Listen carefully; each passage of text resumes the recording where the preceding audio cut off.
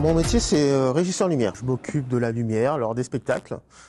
Donc je reçois des plans, je gère les plans, je mets en place les plans de feu. On a un cahier des charges, on reçoit un plan que l'on doit monter. Et après, effectivement, il y a deux solutions. Ou j'accueille un technicien lumière d'une compagnie, ou alors il n'y a pas de technicien lumière de compagnie. Du coup, c'est moi qui, effectivement, mets en avant mes qualités artistiques. Alors là, c'est le grill, en fait. Ce sont des perches automatisées que l'on manipule avec des boutons. Donc c'est l'avantage ici, parce que tout n'est pas comme ça. L'Opéra de Limoges, par exemple, il y aura beaucoup de manipulations qui se feront avec des contrebalancés. Ici, c'est tout automatique. Et donc sur ces perches-là, on accroche des projecteurs. Donc différents types de projecteurs, hein, ce qu'on appelle les projecteurs traditionnels, qui eux s'alimenteront basiquement, et qui seront contrôlés basiquement, un peu comme une lampe qu'on a à la maison.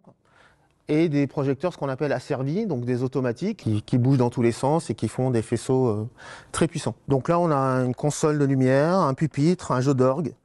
C'est ce qui permet de piloter toutes les lumières. Le plan de feu, ça se dessine sur un plan, le plan de la salle en fait, qui est à nu.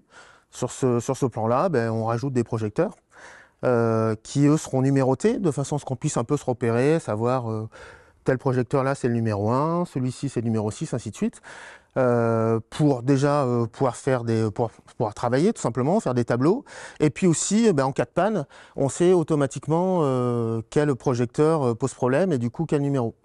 Le côté négatif de la situation, c'est que moi je suis uniquement dans cette salle-là et que du coup, voilà, il y a plein de choses que j'aimerais voir, que j'aimerais pouvoir développer, mais que je peux pas forcément ici.